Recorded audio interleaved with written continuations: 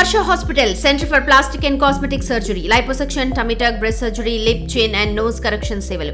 మీ అందానికి నమ్మకమైన చిరునామా హర్ష హాస్పిటల్స్, కొంపల్లి, హైదరాబాద్. ఉమ్మడి నల్గొండ జిల్లాలో అందరికీ పదవులు వస్తున్నాయి. కానీ ఎప్పటి నుంచో మంత్రి పదవిపై ఆశలు పెట్టుకున్న మునుగోడు ఎమ్మెల్యే కోమటిరెడ్డి రాజగోపాల్ రెడ్డి కల మాత్రం నెరవేరడం లేదు. ఇప్పటికే 2 మంత్రులు ఉన్న ఉమ్మడి నల్గొండ జిల్లాకు తాజాగా 2 విప్పులు దక్కాయి. శాసనమండలిలో విప్గా అద్దంకి దయాకర్, శాసనసభలో నకరికల్ ఎమ్మెల్యే వేముల వీరేశం విప్గా నియమితులయ్యారు. ఇలా జిల్లాకు అన్ని పదవులు వస్తుంటే మంత్రి పదవి ఇస్తానని 2 సార్లు హామీ ఇచ్చిన అధిష్టానం రాజగోపాల్ విషయంలో ఇంకా నిర్ణయం తీసుకోకపోవడం చర్చల్లో నలుగుతుంది.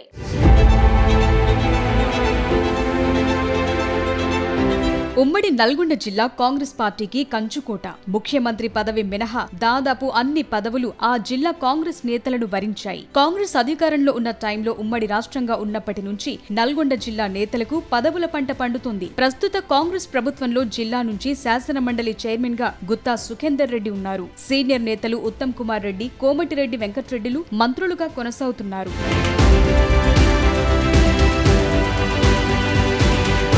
గత ఎన్నికల్లో జిల్లాలోని 12 అసెంబ్లీ స్థానాల్లో 11 స్థానాలు కాంగ్రెస్ పార్టీ గెలుచుకుని సత్తా చాటింది. అదేవిధంగా ఎమ్మెల్సీ పదవుల్లో కూడా నల్గొండ జిల్లాకు సముచిత ప్రాధాన్యత దక్కింది. జిల్లా కాంగ్రెస్ అధ్యక్షునిగా ఉన్న శంకర్ నాయక్, అద్దంకి దయాకర్, ఇక సిపిఐ కోటా నుంచి నెల్లికంటి సత్యం ముగ్గురు ఎమ్మెల్సీలుగా ఉన్నారు. ఆ క్రమంలో జిల్లా నుంచి 3 ప్రభుత్వ విప్లున్నారు. ఇప్పటికీ ఆలేరు ఎమ్మెల్యే బీర్ల ఐలియా శాసనసభలో విప్గా కొనసాగుతున్నారు. తాజాగా ఎమ్మెల్సీ అద్దంకి దయాకర్, నకిరేకల్ ఎమ్మెల్యే వేముల వీరేశంలకు విప్ పదవులు దక్కటంతో ఉమ్మడి నల్గొండ జిల్లా ప్రభుత్వ పదవుల్లో ముందుంది.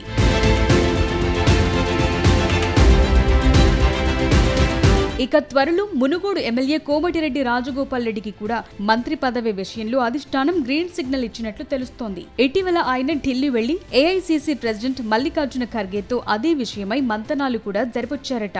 రాజగోపాల్ రెడ్డి బీజేపీ నుంచి కాంగ్రెస్ లోకి తిరిగొచ్చినప్పుడు ఆయనకు హైకమాండ్ మంత్రి పదవిపై హామీ ఇచ్చిందన్న ప్రచారం జరిగింది.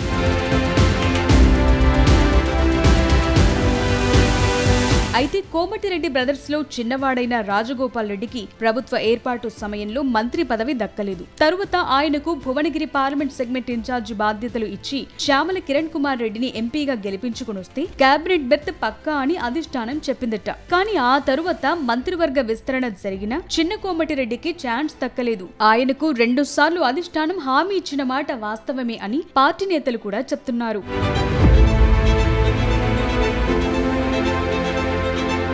నల్గొండ జిల్లా నుంచి ఉన్న 2 మంత్రులు కోమటిరెడ్డి వెంకట్రెడ్డి, ఉత్తమ్ కుమార్ రెడ్డి ఇద్దరు రెడ్డి సామాజిక వర్గం నేతలే. మండలి చైర్మన్ గుత్తా సుఖేందర్ రెడ్డిది కూడా ఆ వర్గమే. అందుకే సామాజిక సమీకరణాల కారణంగా రాజగోపాల్ రెడ్డికి మంత్రి పదవి విషయంలో కొంతవరకు ఆలస్యమవుతుందంటున్నారు. ప్రస్తుతం కేబినెట్ లో 2 మంత్రి పదవులు ఖాళీగా ఉండటం, వాటిని త్వరలో భర్తీ చేస్తారన్న ప్రచారంతో ఈసారి రాజగోపాల్ రెడ్డికి మంత్రి పదవి విషయంలో ఎలాంటి ఢోకా లేదని తెలుస్తోంది.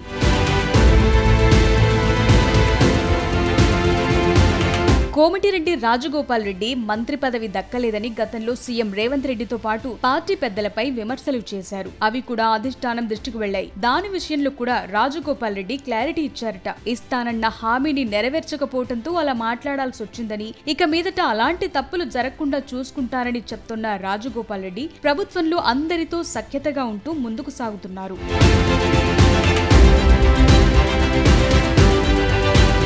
ఇటీవల మునుగోడులో ఇంటిగ్రేటెడ్ స్కూల్ శంకుస్థాపన సందర్భంగా ఆయన సీఎం రేవంత్ రెడ్డిపై ప్రశంసల వర్షం కురిపించి అందరినీ ఆశ్చర్యపరిచారు. అదేవిధంగా సీనియర్ నేతలు జానారెడ్డి, ఉత్తమ్ కుమార్ రెడ్డిలతో కూడా శుభకార్యాలు, ఇతరత్ర కార్యక్రమాల్లో కలిసినప్పుడు ఎంతో ఆత్మీయంగా మెలుగుతున్నారు. దాంతో జిల్లా కాంగ్రెస్ నేతలందరూ రాజగోపాల్ రెడ్డికి మంత్రి పదవిపై సుముఖంగానే ఉన్నారంటున్నారు.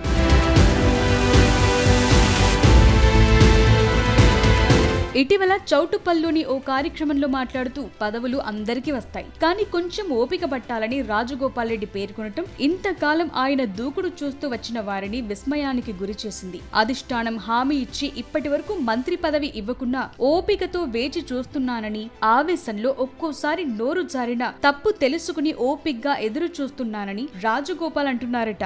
ఆ క్రమంలో కాంగ్రెస్ హైకమాండ్ సైతం కన్విన్స్ అయి ఆయనకు త్వరలోనే మంత్రి పదవి కట్టబెట్టడం ఖాయమంటున్నారు. మరి అదే జరిగితే నల్గొండ జిల్లా నుంచి 3వ రెడ్డి సామాజిక వర్గం మంత్రిని కేబినెట్ లో చూస్తామన్నమాట.